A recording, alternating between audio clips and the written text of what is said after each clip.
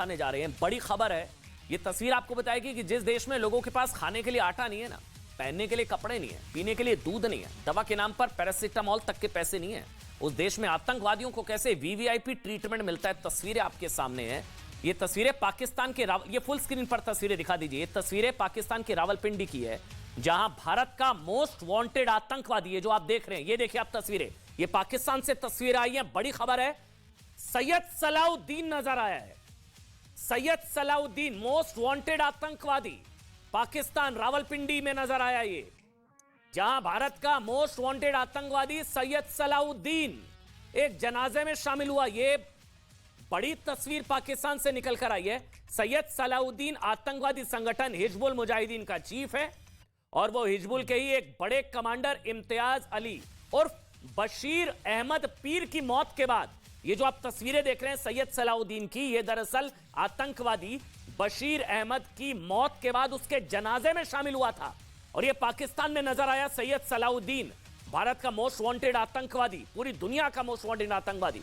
इस दौरान सैयद सलाउद्दीन ने न सिर्फ खुलेआम लोगों के बीच नमाज पढ़ी बल्कि उसके इर्द गिर्द सुरक्षा कर्मियों का भी, ये देखिए आप, पुलिस सुरक्षा कर्मियों का भारी भरकम घेरा था।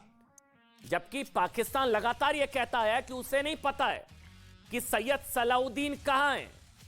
पाकिस्तान कहता उसे नहीं पता सैयद सलाउद्दीन कहां है, लेकिन सुरक्षा घेरे में आतंकवादी सैयद सलाउद्दीन आज दिखा। ये रावलपिंडी की सड़कों पर नजर आया। ये तस्वीरें बताने के लिए काफी है कि पाकिस्तान ही भारत के इस मोस्ट वांटेड आतंकवादी का ठिकाना है। रावलपिंडी में किसी वीवीआईपी की तरह यह आतंकवादी पुलिस सुरक्षा में घूम रहा है। सैयद सलाउद्दीन की इन तस्वीरों ने पाकिस्तान के झूठ की पोल खोल दी है। इतना नहीं, एक आतंकवादी के जनाजे में पाकिस्तान की खुफिया एजेंसी आईएसआई के कई बड़े अफसर भी शामिल हुए आतंकवादी के जनाजे में, जिससे एक बार फिर यह साफ होता है कि ये मतलब आतंक की टेढ़ी पूंछे ये सीधी होने वाली नहीं है पाकिस्तान। मतलब पाकिस्तान की सरकारें भले ही अपनी आवाम को 2 वक्त की रोटी ना दे पाए, ये सुधरने वाले नहीं है। वो आतंकवादियों को सलामी देने से पीछे नहीं हटती है पाकिस्तान की सरकार। सैयद सलाउद्दीन खबर समझिएगा, सैयद सलाउद्दीन जिस बशीर अहमद, ये तस्वीर है उस आतंकवादी की, बशीर अहमद पीर के जनाजे में शामिल हुआ। भारत ने उसे पिछले साल आतंकवादी घोषित किया था, बशीर अहमद। अब बशीर अहमद को हिजबुल का लॉन्चिंग कमांडर कहा जाता था क्योंकि वो पाकिस्तान के रास्ते कश्मीर में आतंकवादियों की लॉन्चिंग कराता था।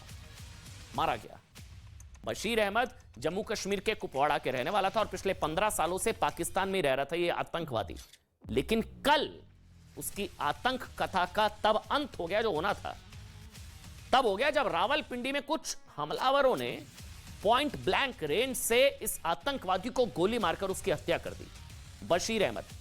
अब बशीर अहमद के मारे जाने के बाद पाकिस्तान के दूसरे बड़े आतंकवादियों में खौफ है, हड़कंप मच गया है।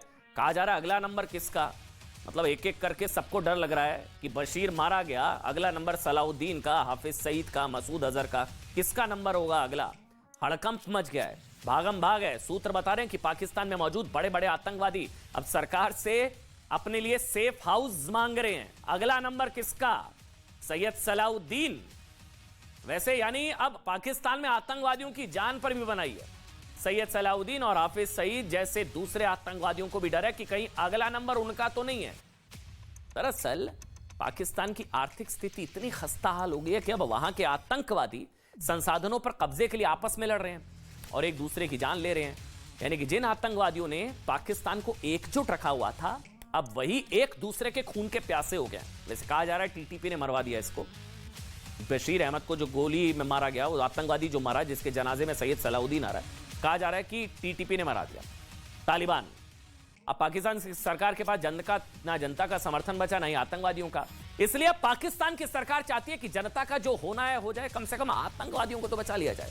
इसलिए आतंकवादियों को ना सिर्फ सुरक्षा दी जा रही है सैयद सलाउद्दीन को, बल्कि सुरक्षित ठिकाने भी मुहैया कराए जा रहे हैं।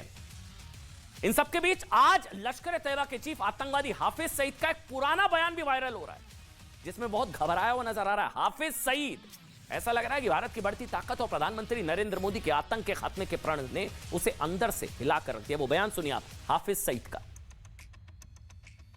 और मोदी, तू चाहता है कि तू ढाका में खड़ा होकर ढाका यूनिवर्सिटी में यह कहे कि मशरकी पाकिस्तान को हमने तोड़ा, बांग्लादेश हमने बनाया, रक्त हमने बहाई, खून कहता, मोदी कहता खून मैंने दिया, और तू वहां ये बकवास करे और कहे कि हाफिज सईद चुप रहे और मैं चुप नहीं रहूंगा। तेरी जुबान इंशाअल्लाह हम खींच के रहेंगे।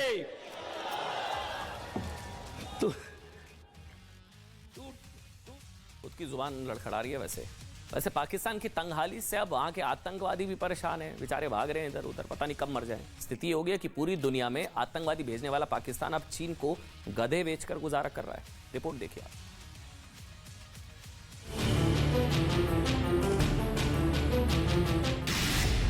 पाकिस्तान बेचारा गधे का सहारा।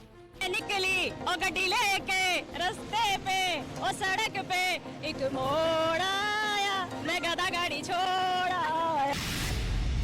बदहाल पाकिस्तान, गधा पहलवान। पेट्रोल की कीमत अभी इनको कम करनी चाहिए, वरना यही कुछ ही होगा जो आज हो रहा है। गधा ही बांधेंगे लोग आगे का। लौट कर पाकिस्तान गधे पर आया। का राशन खाता, उसमें मैं 500 का पेट्रोल डलवाता था, मुझे कुछ नहीं शाम को प्रभावित होती। इसमें मैं 1000-1200 शाम को ले जाता हूँ, मैं बहुत खुश हूँ। पाकिस्तान में महंगाई और बर्बादी की आग लगी है और जनता सड़क पर भटक रही है। एक एक रुपए के लिए पाकिस्तान में कोहराम मचा है। शहबाज शरीफ कटोरा लेकर पूरी दुनिया में हाथ फैलाए, लेकिन मिला कुछ नहीं। उल्टे पांव शहबाज शरीफ पाकिस्तान पहुंचे और जनता का ध्यान भटकाने की कोशिश की। अब भूख से बेहाल जनता को समझ आ गया है कि पाकिस्तान की सरकार ने एटम बम के नाम पर उसे बरगलाया है। आज पाकिस्तान में बस भुखमरी, कंगाली, भीख जैसे शब्द सुनाई दे रहे हैं, लेकिन इस बीच एक शब्द और है जो पाकिस्तान में ट्रेंड कर रहा है, वो है गधा।